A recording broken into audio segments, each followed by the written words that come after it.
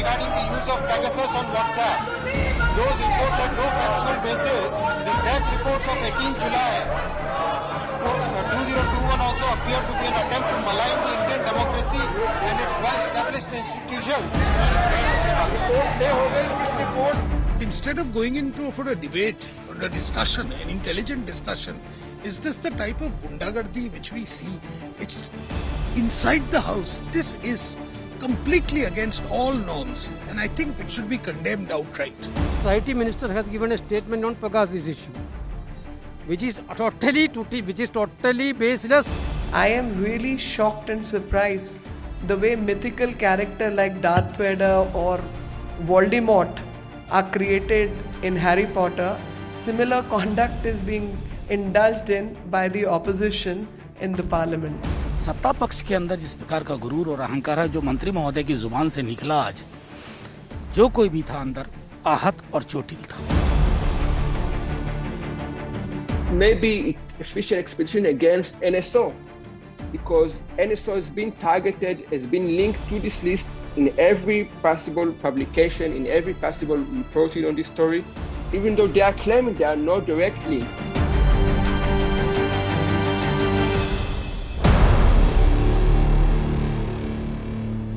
Hello everyone, you're watching News Epicenter with me, Marya, Shakil. The Pegasus storm continues to derail Parliament, and today all hell broke loose in the Rajya Sabha as opposition parties continue to create ruckus.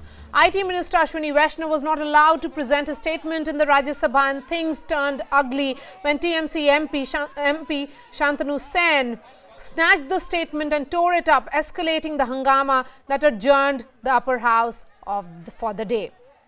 The opposition has made its stand clear that it wants an independent investigation to uncover if Pegasus was used to spy on opposition leaders, activists and journalists, but have already called it a Watergate moment, accusing the centre of trying to weaken democracy by targeting political rivals. But here are the facts. Reports from a group of media outlets claim that over 50,000 phones may have been hacked across the globe, of which there are 300 Indians. Union ministers, opposition leaders like Rahul Gandhi, Abhishek Banerjee and political strategist Prashant Kishore are among those listed.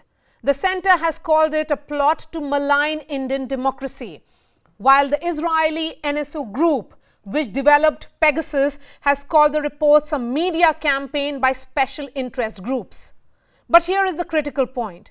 There is a big difference between who was hacked and who is a potential target. Anyone who criticizes the government is a potential target, but that does not mean they have been hacked. Even Amnesty International, which also published the list, has clarified its initial assertion by saying it never presented the 50,000 numbers as a target list, saying they are only numbers of interest, adding that they stand with the Pegasus project. So is there only smoke and no fire? Is the opposition fueling its offensive with pure conjecture while there is no hard evidence to warrant a probe here in India? Before we get the guests, I earlier spoke to Israeli journalist Omar Kabir, who has closely tracked the story. He says the reports highlight how Pegasus can be misused but does not definitely prove whether there was mass snooping using the spyware.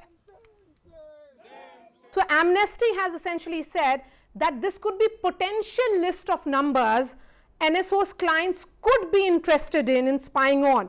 But isn't the actual list, and in the absence of any forensic evidence, then shouldn't this be seen as some kind of a fishing expedition as the government of India is talking about?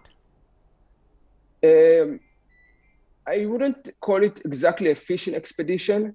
The list is problematic as it was represented wrongly by some media outlets, but the original publication, Forbidden Story, and 18 journalists, 18 media working with it, and Amnesty, never claimed that it was a list of NSO's Pegasus targets, that it was a list of interest of number of interests by NSO's clients. Are you 5 of years the ago, yes. opinion that the governments across the world should be holding NSO accountable? Yes, I do. I think government should be holding NSO accountable. I just want to clarify something. NSO does not sell its software to private entities. They don't sell to Pegasus to private entities. They only work with countries and government agencies. They will not sell to private entities. It's very important to be clear on that.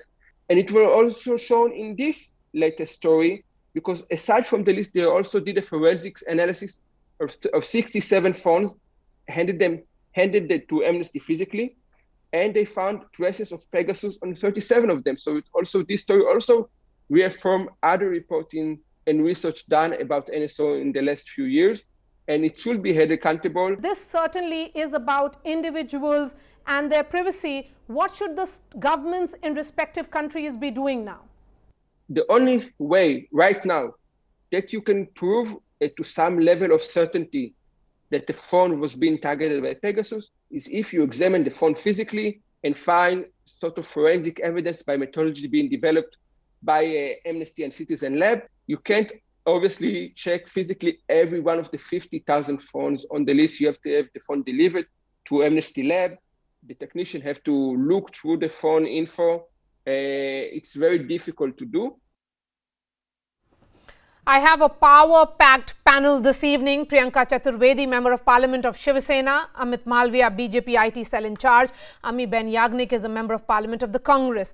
Mr. Malviya, even the journalist who got the statement from Amnesty has a simple point to make. Governments should make NSO accountable. Shouldn't your government then order an inquiry to know about this cyber attack? Even if you're saying that there was no snooping, then shouldn't NSO be held accountable for this abuse and misuse? Well, Marya, there are a couple of points that we need to understand. One, that the Pegasus story is not something that is new. You will recollect about 4 or 5 years ago, the dark web was found to be selling Pegasus software. It could be bought for a paltry sum of money. That's point number one. Number two, that this entire episode where Pegasus may have been installed on some people's phone, as is being alleged, dates back to a period of 2017, 18, 19. Now, when this list came out, there are a couple of questions. One, nobody knows where the list has come out from, and Amnesty, given the statements that they have given yesterday and then again today, leaves no one with any confidence so as to the source of the numbers. Secondly, there is no evidence whatsoever to suggest that there was any snooping and surveillance, which I think is now a settled debate. But even if I were to go by the fact that somebody's phone was hacked, please understand there are thousands and thousands of malware, and it depends on individuals and how they use their phones. If you're indiscreet about your emails, for example, and click open every link that comes to you, you are likely to have a malware in your phone, and it could be a Pegasus, it could be any other malware. Therefore, to sort of look at a randomly generated phone list, which nobody is standing by, it is quite unlikely for the government. Amnesty says that they are standing with this Pegasus project. But this Pegasus project is about the likely people who NSO's clients may be interested in. Please understand, even the Amnesty is not saying that they have been spied or their phones have been hacked. So it could be a list of numbers for all we could care, but the fact is that there has to be something which is corroborative. Now, how does an investigation happen? Let's say if your number tomorrow figures in a list put out by some other media agency, it means that you have to give your phone for forensic study. If people who think that their names have come in these reports and want their phone investigated, they are free to do it. There are forensic labs. They can submit their phones. They can go to the police station, the cyber cafe, and say that, look, we want this to be done. Have two leaders of opposition here. Let them take questions from you as well. Ms. Chaturvedi, come in on this. You may say that there is no smoke without fire, but the government says that there is no fire at all. If anything, these are pure conjectures, and that it's a list that doesn't exist at all, because NSO's statement is out, and so is Amnesty, who say that this is not the actual list, but a potential list of people who could be of interest to their clients. So, firstly, Marya, what I'd like to tell you is the question that you asked Mr. Malviya, that should NSO be held accountable? I'm sorry, it should be the other way around. NSO has sold a software, I'm assuming they have, because till now the government of India has not denied it, for usage for intelligence purpose, national security purpose, etc., to the government of India. The government of India is misusing it to snoop on people who are politically not inclined to what their thought process is or are opposed to the government of the day, not to the country, but the government of the day. So they have been snooping on them by buying a software legally through NSO and using it for their own purposes, political purposes. So that's the question. The accountability should be coming from the government of India. Now let's assume today Amnesty International, firstly, Amnesty International, I hold no brief for them, but Amnesty International has gone and said that these are a list of potential targets. Now look at the list of potential targets are those who are opposed to this government, who have written extensively against this government, have also done investigative stories which expose the governance model of Narendra Modi ji and the Bharatiya Janata Party. So if there is something, I would have expected that the government of India would follow the principle of Caesar's wife should be above suspicion and should have proactively, like other countries are doing. France is doing it. Israel itself has formed a very senior interministerial group to investigate all these charges. Various other countries are in the process of doing that. That the government of the day would say that, listen, let's just do a probe, a joint parliamentary committee. We have nothing to hide. We have done nothing. Even if it has been bought from the dark web, etc., will come out in this investigation and let people of this country know. And the biggest problem I see, that is the first immediate challenge as a nation. But as in, we are going into a more digitized world, a digital world. Digital India was something that Narendra Modi ji was talking about, and COVID has fast forwarded it. We will need to talk about data protection and privacy laws because we still don't have a data protection bill to be able to, hold anybody to account who's been spying on people like this. And there's a difference between, malware versus a directed software which actually gets access to your camera, documents, calls, etc. So there's a huge difference from what Amit Malviya is talking about and government is saying. Okay. Mr. And Malviya, the specific point is also this, that we are seeing a long statement that was issued by, the IT minister on the floor of the Rajya Sabha today. One question that is not answered is this: did your government buy Pegasus? Do you have a deal with NSO? That is perhaps the crux of the matter, which is not being addressed. And what Priyanka Chaturvedi here is saying, that you're simplifying it by saying that this is some kind of malware when it is a directed attack with the purpose of snooping. Marya, we have the Telegraph Act of 1855 and the IT Act of 2000, which actually stipulate guidelines and process for any kind of surveillance. And let's accept that all governments across the world have sophisticated surveillance tools and methodologies. India is no exception. In fact, a genial prime minister like Dr. Manmohan Singh has been on record saying that we need surveillance because of the neighborhood that we live in. The second point is that irrespective of the software or the spyware that the country's agencies may be using, it is not for discussion on a television debate.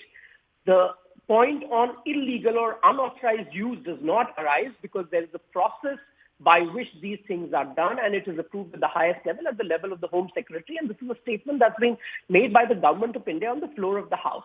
That should be the line. Again, I'm saying that a spyware and a malware is exactly the same. You could call it different names, but the way it lands up on your phone and the way it operates is exactly the same. And if somebody has been indiscreet about the way they use their phone, they're likely to have thousands of malware on their phone. And that's why you have all these anti-malware softwares and so on. Okay. Priyanka, quick response from you, and then I'll bring in Ami Ben Yagnik. No, just, I'll just quickly say Indian Telegraph Act has been in place for years now. We are talking about a digital world. A smartphone can give you access to the lives of people. And when we talk about Indian Telegraph Act, it only applies to call records. This is not just call record. Do not simplify it so much that you say, oh, there's an Indian Telegraph Act in place or IT Act in place.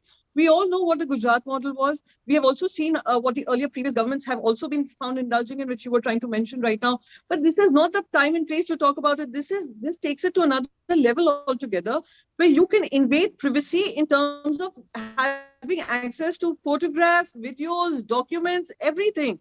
Difference between a call recording where you're overhearing a conversation vis-a-vis, having, because everyone's moved on to a mobile phone, a smartphone, or a laptop, internet, etc. Everything is out there for people to see. You're bare naked. You're in the big boss without signing up for it. Okay. That is where the problem lies, and that is what the government needs to address. Ammi-Ben Yagnik, here is Priyanka Chaturvedi saying that she believes that there should be a JPC. What does the Congress really want? Because on one hand, the chairman of the Parliament Standing Committee on IT, headed by Shashi Tharoor, says no need for JPC as IT panel will do its duty. Several MPs from your party are demanding a JPC. Is there some confusion as far as the opposition strategy is concerned? What is the nature of investigation that you're demanding from the government? There is no confusion.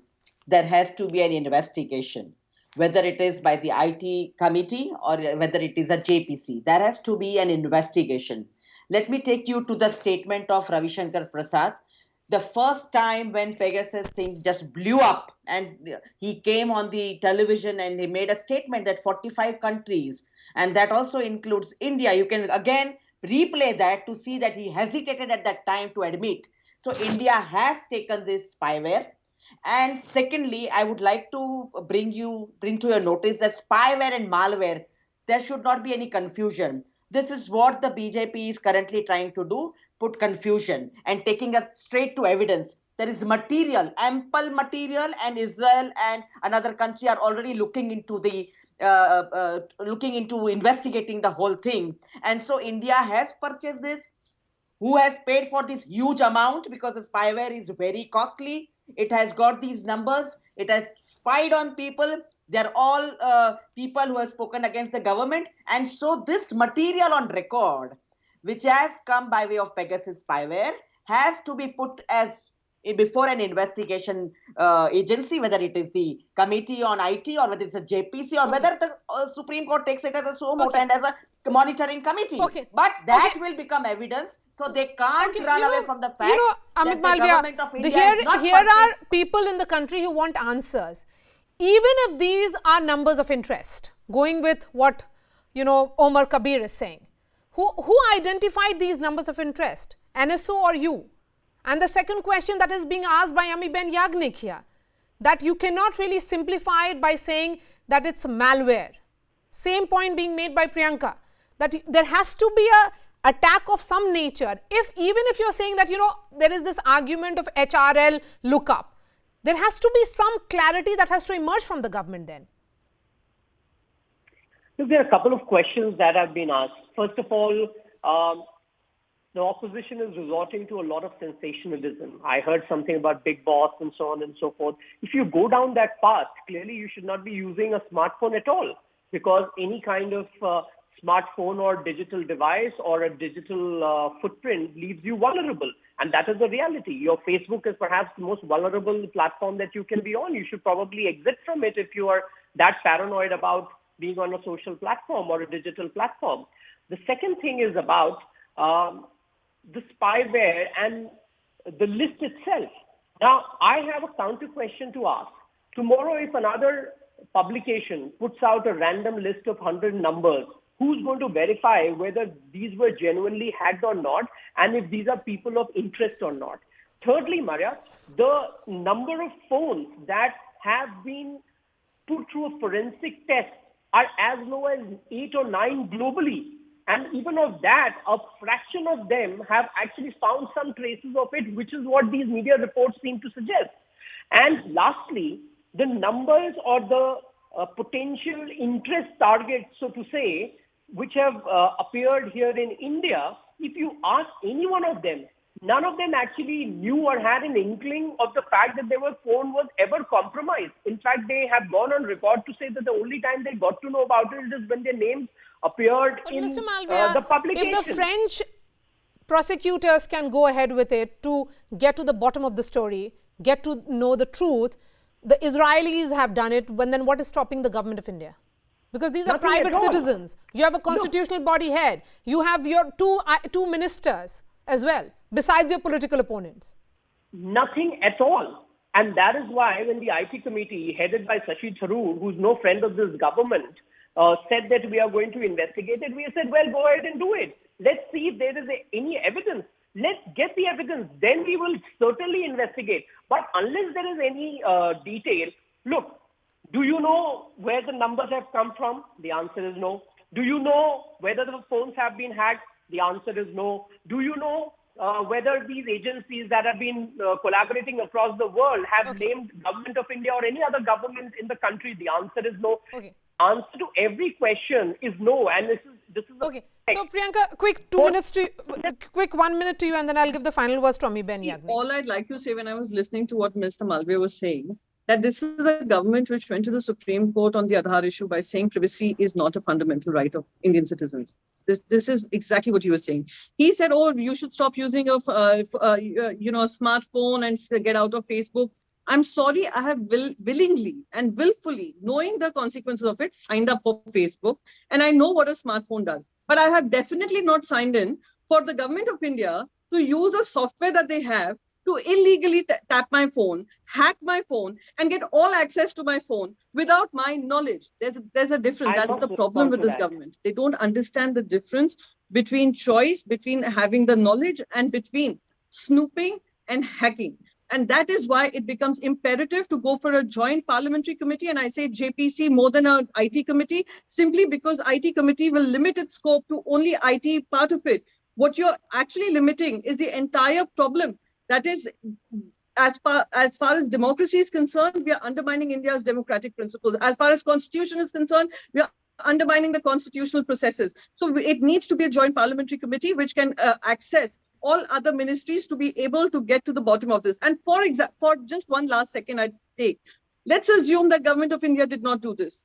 And there is someone else who's spying on these so-called 300 odd numbers that have come across as Indian numbers. Shouldn't it become the responsibility of the government of the day to find out that their citizens are being tapped? Could it be coming from Pakistan? Could it be coming from China? We need to know. And that also makes it imperative that the government of India keeps its mind open to be able to investigate and come to the bottom of it. Okay, final words from Amiben Yagnik. Marya ji, the fact is that an investigation is very much necessary because national security has been compromised. The whole discussion does not speak about national security. A spyware is a very dangerous thing. It has acted practically, penetrated the national security of this country. And if this government is not sensitive to this issue, is feeling that, well, it can go away with this, and if it is very clean, it should immediately order for an investigation. So I am failing to understand what the government is hiding, why the government is not coming out that, yes, we had this before 2019. And I'm very surprised that the IT minister is coming out with a statement when he himself was under the scanner. Okay. And he's not feeling bad about that. 20 seconds to you, Amit Malviya. The point here is that if you have nothing to hide, then what is stopping the government from investigation? First of all, similar arguments were made when Aadhaar was seeded as an idea and the JAM Trinity was introduced as the means for direct benefit transfer. It were the same people who went and opposed it, and eventually the Supreme Court gave it a clean chit, and we have now saved over 140,000 crore rupees for the government of India and for this country. The second point about investigation, and I'm repeating again on your program, we are all for investigation. Give us some evidence. Okay. There's the syndicated media organizations, including MNSC, which does not have the best of track records as far as India is concerned. Come out with evidence to Thank you so much for joining us, Amit Malviya, Priyanka Chaturvedi and Amiben Yagnik. Of course, this is a discussion that is playing out in Parliament as well. That's all from me. Thanks so much for watching.